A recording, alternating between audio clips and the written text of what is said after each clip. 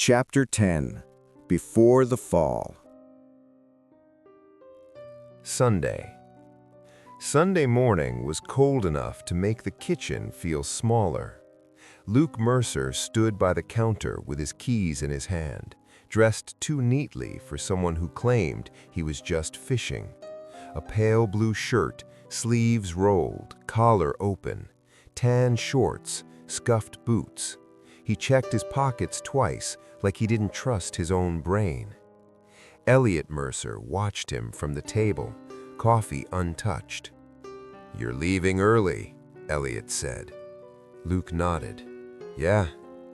His mother came in from the hallway, drying her hands on a dish towel. Her eyes went straight to Luke's face, like she was reading it. "Lydia's back," she said. Luke paused. "Back from New York?" "Came in last night," she said. "She asked about you." Elliot set his mug down. The sound was gentle, but it landed like a decision. "You should see her. Say hello. Take a day off and show her around."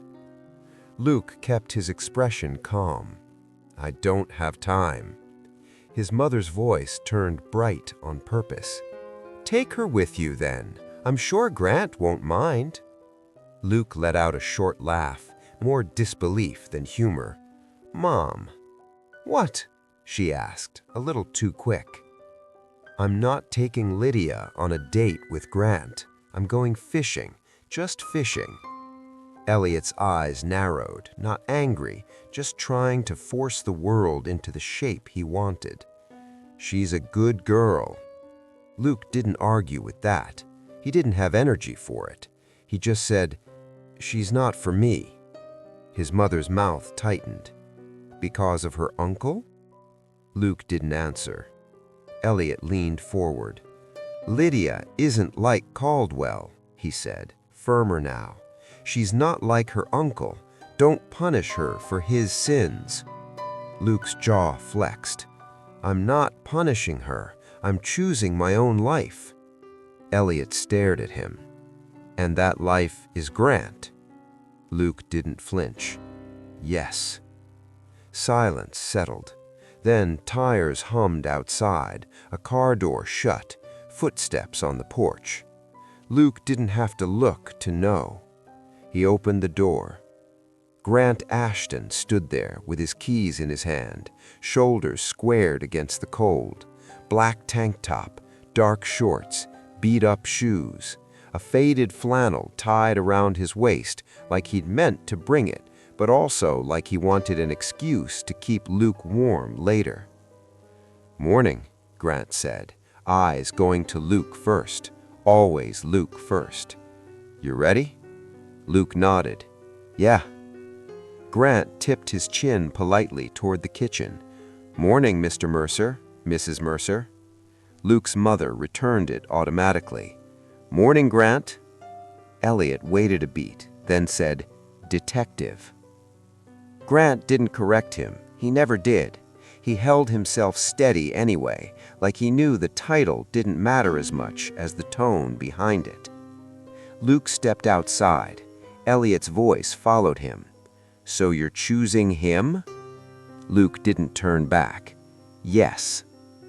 Grant opened the passenger door. Luke slid into the seat and shut it, and the house vanished behind glass. Grant started the engine. They pulled off. For a minute, neither of them spoke. Then Grant glanced over. "You look handsome today." Luke stared out the window like it was casual. "I know." Grant huffed a quiet laugh. "That fast?" Luke finally looked at him. "You picked me up. Compliments cost extra." Grant shook his head. "I'll pay." Luke leaned back, satisfied. "Good." The road out of town felt like a release. Fewer houses, more trees. The lake sat tucked behind the woods, quiet enough to pretend the world wasn't sharpening knives. Grant clicked the radio on low. Warm sound filled the car. Luke watched fences and fields blur past and tried not to think about Lydia's name sitting in the kitchen like a trap. Grant said, "Your dad looked like he wanted to throw me off the porch." Luke snorted. "That means he likes you." Grant cut his eyes over. "Is that a joke?" "Kinda." Grant's mouth tightened. "What did he say?" Luke hesitated, then told the truth in the flattest voice he could manage. "He offered me Lydia." Grant's hands tightened on the wheel. "Lydia Caldwell?" Luke said, "His niece." Grant's jaw worked. "Why now?" Luke swallowed. "Because she's safe. Because she looks right standing next to me in a church. Because she won't make people stare." Grant didn't answer right away. The road hummed under them. Luke forced himself to keep going. "And because I'm not safe." Grant's eyes flicked to Luke's face. "You said no?" Luke nodded once. "Yeah." Grant's voice dropped, careful. "Why?" Luke stared at his hands in his lap. He flexed his fingers like he was checking they still belonged to him. "Because I don't have time," Luke said. Grant's eyes sharpened. "Time for what?" Luke took a slow breath. "Time before I get worse." Grant kept the car straight, but his face changed, like he'd been hit and didn't want to show it. "We find the old woman," Grant said. "We finish this." Luke nodded. "I know." Grant's voice tightened. "How bad is it, Luke?" Luke stared out the window, then back to his hands. "Small things first," he said, "then bigger things. Sometimes I lose a moment, and I don't even know I lost it until it's back." Grant's voice went quiet. "Like yesterday?" "Worse than that," Luke said. Grant didn't argue. He reached across the console and pressed his fingers against Luke's knee, just for a second, a quick anchor. Luke let it steady him. Then, because he refused to let fear eat the whole day, Luke tried to lighten it. "You ever actually fish?" Luke said. "Or you just pretend because it looks manly?" Grant glanced at him, offended on purpose. "I can fish." Luke raised his eyebrows. "Okay. What did the fish say when it swam into a wall?" Grant rumbled. "Damn." Luke laughed for real. "Yes, sir. Congratulations. You're manly enough to fish." Grant shook his head, but the corner of his mouth lifted. Would the wall say back? Luke patted the cooler. "Dumb bass." Grant snorted. Luke didn't stop laughing, and Grant couldn't either. It surprised Luke how easy laughter came when Grant was near, like Luke's body still remembered how to be normal, even if his mind kept slipping. As they left town behind, the radio slid into "I'll Be There" by the Jackson 5, warm and steady. Grant tapped the wheel in time and said softly, "Even the radio agrees with me." Luke looked over. "About what?" Grant didn't take his eyes off the road. "That I'm staying."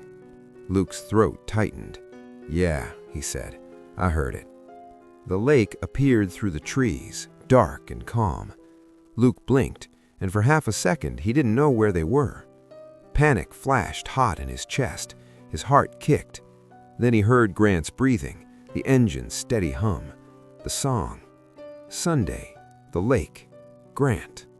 Luke grabbed those truths and held on. Grant glanced over. "You just went somewhere." Luke forced air into his lungs. "I'm here." Grant didn't push. He just said, "Okay," like he believed Luke's voice more than Luke's fear. They parked, hauled gear down to the shoreline, and set up close to the water. Their lines went out. The world went quiet. They caught 2 decent trout and 1 stubborn little perch that looked offended at being useful. Grant cleaned the fish on a flat rock, hands steady. Luke hovered close, pretending he was helping while mostly watching. Luke touched Grant's wrist. "You're good at this." Grant shrugged. "It's just work." "No," Luke said. "It's you." Grant paused for a beat, then kept going, slower now. Luke tried to keep the day light. He flicked water at Grant. Grant flicked it back. They ended up laughing, damp and grinning like idiots. Then Luke noticed something that made his skin tighten. A sound in the trees. Not loud, not a branch falling, more like a foot shifting. Luke turned his head. Nothing. Just woods. Just shadow. Grant studied him. What? Luke forced a shrug. Nothing. But Luke kept his cowboy hat on the rock near their clothes anyway, like a claim, like a marker, like proof they were here on purpose. After a while, Luke started moving without meaning to, not pacing exactly, but not still either. Grant watched him. You're winding up. Luke tried to smile. I'm fine.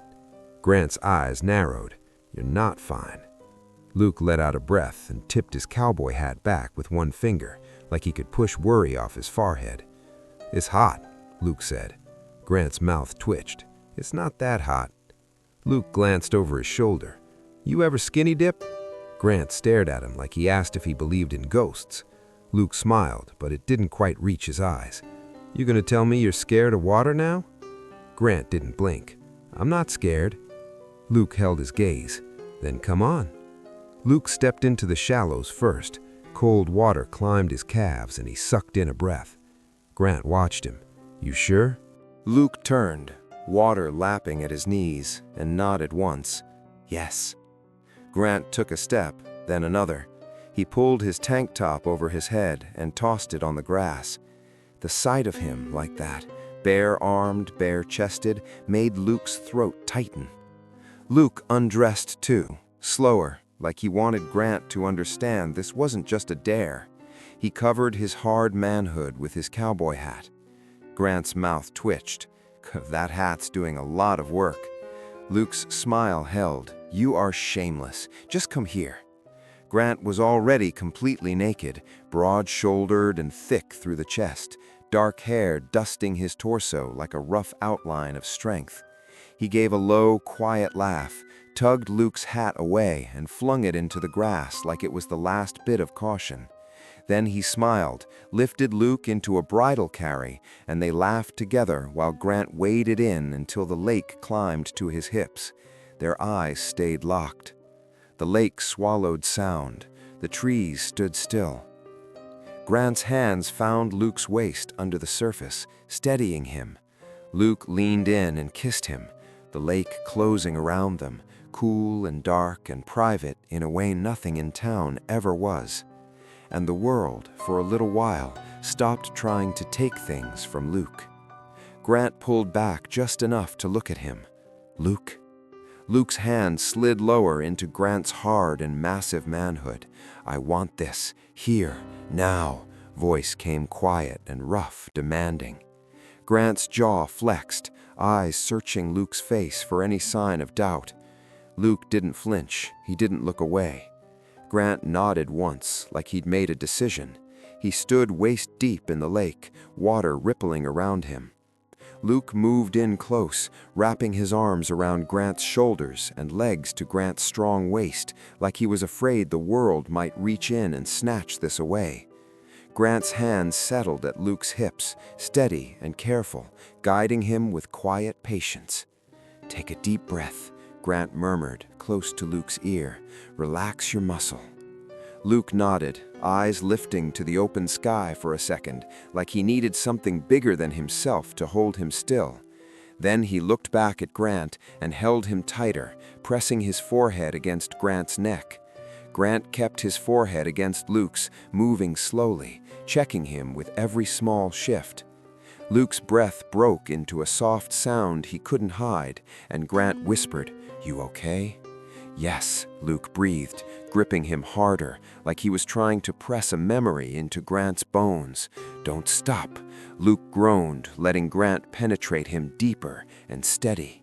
And the lake kept their secret, the water swallowing everything but the closeness, the heat, and the fact that for a moment nothing else in the world mattered. The water hid what it wanted to hide. Their bodies moved closer, and Luke's breath broke, not from cold, but the way Grant held him like he meant it, like he was done being careful with his own heart. They held each other tight, Grant's face blushing, a warm jolt they couldn't hide. For a while there was only the lake, the soft slap of water against skin, the heat of Grant's body, and Luke clinging like if he let go, he'd lose the thread of himself.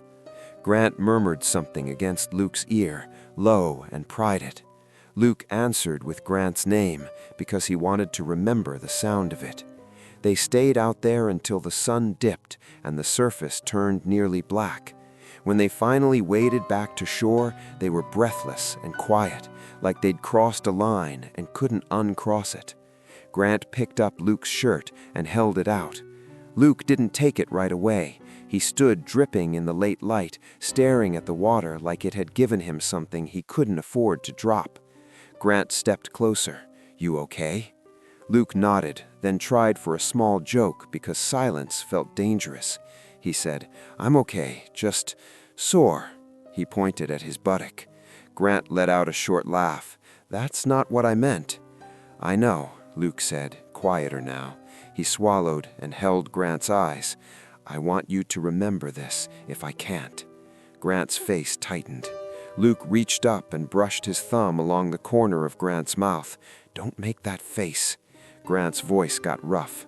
"I'm trying not to." Luke picked up his cowboy hat and put it on Grant's head, ridiculous and perfect, then gave Grant a small, crooked smile. As the sun lowered, Grant started a small fire. Luke set up the tent. They moved like a team, even though they'd never done this together before.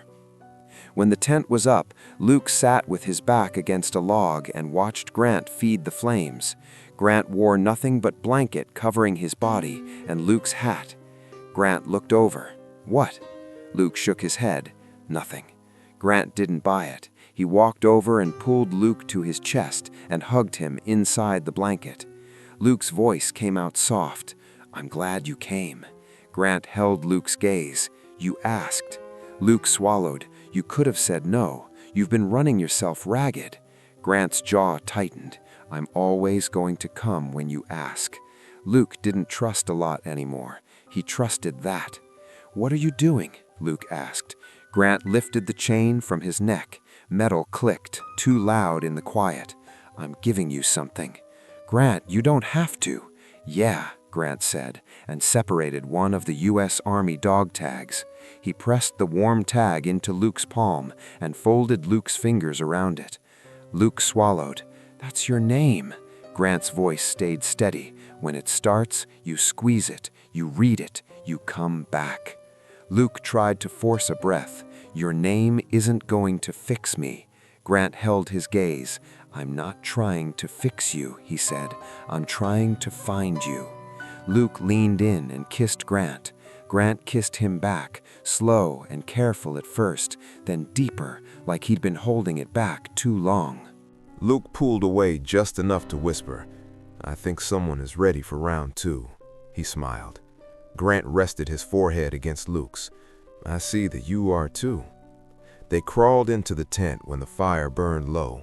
The air inside was warmer, closer. Luke listened to Grant's breathing and tried to count it like it could keep Luke here. Luke whispered, "If tomorrow takes my head." Grant's voice turned sharp with fear. "Don't." Luke swallowed. "If it does, at least I want you to know that I chose this." Grant tightened his arm around him. "You chose me." Luke closed his eyes. "Yeah." They kissed again. Later, when Luke finally drifted, he slept with Grant's hand on his chest like a promise. Sunday held them for one last night. Monday broke it. Luke knew something was wrong the second he walked into the station. Not because anyone shouted, not because someone stepped in his way, because the air felt arranged. People looked busy in the careful way they did when they wanted you to notice they weren't looking at you. And still, Luke felt eyes, quick glances, faces turning away too late. He followed the line of attention to the bulletin board. A newspaper was pinned there with a thumbtack through the corner, set open on purpose, flat, clean, easy to see. The headline used words "sheriff's office scandal" and "disgrace," the kind of language that didn't report anything, it sentenced it. The photo underneath was grainy but unmistakable. Grant was in the lake, water up around his waist, shirtless and naked, his arms locked under Luke's thighs as he lifted him. Luke was bare, clinging to Grant's shoulders, his face turned toward Grant's, kissing like the rest of the world didn't exist. The water hid what it could, but it didn't matter. The picture wasn't about detail, it was about proof. On the rock behind them, clear as a signature, sat Luke's cowboy hat. Luke's stomach dropped so fast he almost reached for the wall. Grant stood beside him, very still. Marlene came in from the side hallway, stopped at the bulletin board, and started tearing the newspaper down. "You saw it," she said to Luke, and pulling Grant to the meeting room. Luke pointed at another bulletin board behind Marlene with pinned newspaper on it. His throat went tight and followed them to the room. Grant's voice went flat. "Yeah, somebody in this office couldn't wait to pin it up on every wall." Marlene's eyes narrowed. "Guys, this is very serious. Someone followed you." Luke stayed quiet. His eyes went past them to the bulletin board near the front desk where a newspaper was pinned up like a trophy. Front page, a photo, not the harmless shoulder, not a laugh. This one was cruel. Grant's jaw tightened. This wasn't a mistake. Marlene's gaze moved over the headline, the photo, the bold words that didn't report anything, only sentenced it. "No," she said quietly, "this is a setup." Luke swallowed. His heart started to race. Who would? Grant's eyes flicked to him, then back to the paper. "Someone who wants us off the case."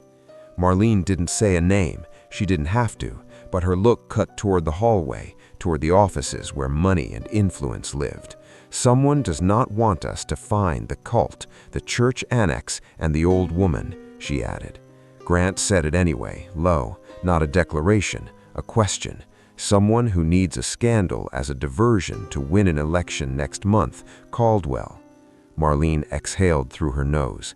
"It fits. That doesn't make it proof." Grant's hand clenched once, then relaxed. "We don't say his name out loud until we can back it." Luke's voice came tight. "Then what do we do?" Marlene's eyes hardened. "We treat the photo like evidence, not gossip. We find out who delivered it and who paid for it." Grant nodded once, like he'd swallowed something bitter. "And we don't give them another headline." Luke looked at the photo again, and it felt like a trap snapping shut around Sunday, around him, around Grant. He forced himself to breathe. "Okay," he said, because if he didn't say something steady, his mind would start to slide. Marlene tapped the paper with one finger. "I'll go to the print shop, quietly. You two keep your heads down and keep moving. If this was meant to pull you off the hunt, we sprint." Grant's eyes met Luke's, and Luke saw it there. Not fear, not shame, rage held on a leash for Luke's sake. "Yeah," Luke said, "we sprint." They couldn't afford to linger. Grant, Marlene, and Luke turned toward the door, ready to get back in the field. A laugh rose from the front desk. Luke knew the voice before he saw the face. Feed store, loudmouth, Sunday church, the kind of man who only felt tall when he had an audience. He stared at the newspaper like Luke had brought it in as a gift. "Well," the man said, loud and pleased, "would you look at that?" Grant took a step toward him. Marlene caught Grant's arm immediately. "Grant, don't." The man's grin widened. "Detectives got hobbies. Sheriff's boy, too." Luke kept his expression still, the way training taught him to. Don't bleed in public. Don't give them satisfaction. The man's eyes slid over Luke. "How long you been doing this, Mercer?" Grant's voice went cold.